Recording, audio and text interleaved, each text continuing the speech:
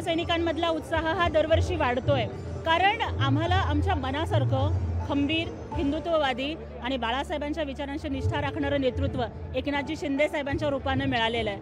हा जो उत्साह दिसतोय ना, कारण महाराष्ट्रातल्या जनतेनं खरी शिवसेना कोणती याच्यावरती शिक्कामोर्तब केलंय लोकसभेच्या निवडणुकीत। जिथं 13 ठिकाणी आमच्या हेड ऑन फाईट झाल्या ना उबाठाबरोबर, त्यातल्या 7 जागा आम्ही जिंकलेल्या आहेत। त्यांच्यापेक्षा आम्हाला मतं जास्त आहेत, त्यांच्यापेक्षा आमचा स्ट्राईक रेट जास्त आहे। त्यामुळे उबाठा सेनेनं दुसरा वर्धापन दिन साजरा करावा, कारण त्यांच्या पक्षाची स्थापना 2 वर्षापूर्वी झाली आहे। 58वा वर्धापन दिन शिवसेनेचा, बाळासाहेबांच्या विचारांच्या वारसदारांचा तो इथे होतोय।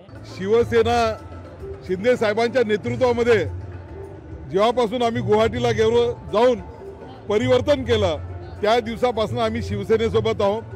शिवसेनेच्या प्रत्येक कार्यक्रमामध्ये आम्ही आहोत आणि आनंदाचा दिवस आहे।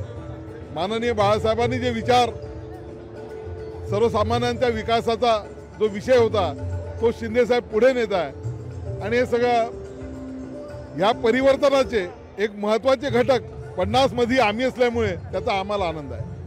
लोकसभेच्या निवडणुकीच्या निकालाची किनार जरी आला असली तरी वर्धापन दिनामध्ये पक्षाचे विचार हे संघटनेतल्या बूथ स्तरावरच्या शिवसैनिकापर्यंत पोहोचवण्याचं काम पक्षाच्या वतीनं केलं जातं।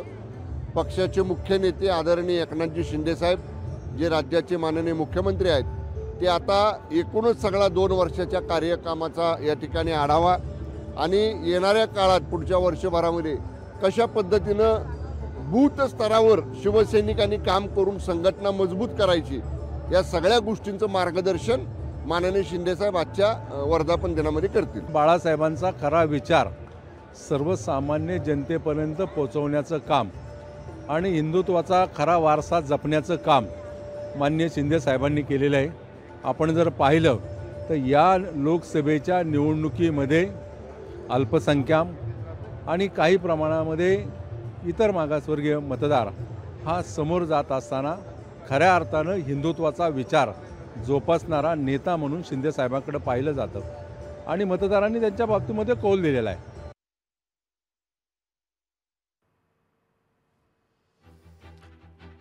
ही दृश्य आपण पाहतोय वरईच्या डोम NACI या ठिकाणी आता एकनाथ शिंदे थोड्याच वेळात दाखल होतील आणि शिवसेनेच्या या वर्धापन सोहळ्याला सुरुवात होणार आहे।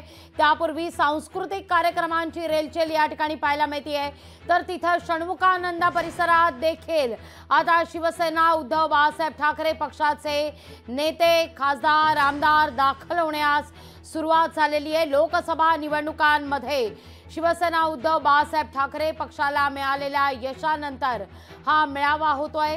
शिवसेनेत फूट पडल्यानंतर हा दुसरा शिवसेनेचा वर्धापन दिन सोहळा आहे। 1 पक्ष आणि 2 वर्धापन दिन सोहळे, त्यामुळे या वर्धापन दिनानिमित्तानं उद्धव ठाकरे आपल्या शिवसैनिकांना काय कानमंत्र देत आहेत, विधानसभा निवडणुका सुद्धा येऊ घातलेल्या आहेत, त्या दृष्टिकोनातून काय कानमंत्र दिला जातोय, काय रणनीती ठरतीये, याकडे आता सगळ्यांचंच लक्ष लागलेलं आहे। तर खासदार संजय राऊत यांनी देखील सकाळी वरई डोम या ठिकाणी होत असलेल्या शिवसेनेच्या या वर्धापन दिन सोहळ्यावर टीकास्त्र डागलेलं होतं।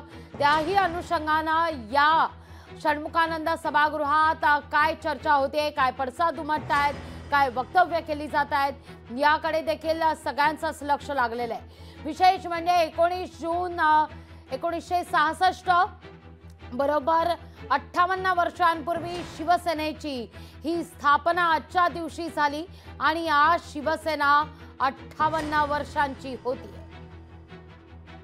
शिवसेना उद्धव बाळासाहेब ठाकरे या पक्षाचा आवाज असणार, कारण शेवटी मूळ शिवसेना कुठे होती, वंदनीय शिवसेना प्रमुख बाळासाहेब ठाकरेंनी हे रोपटं लावलं, त्याच्याबद्दल वृक्ष झाला आणि त्यामुळे आता दुसऱ्या शिवसेनेला हे चांगले दिवस दिसलेले आहेत। त्यामुळे मूळ शिवसेना ही उद्धव बाळासाहेब ठाकरेंच्या सोबत आहे आणि हा संपूर्ण महाराष्ट्र, संपूर्ण देश मोठ्या अपेक्षेने उद्धव साहेबांकडे पाहतोय आणि म्हणून भविष्य काळ हा शिवसेना उद्धव बाळासाहेब ठाकरे या गटाचा राहणार हा आम्हाला विश्वास आहे। लोकशाही मराठी ऐका, पहा, जागरूक रहा।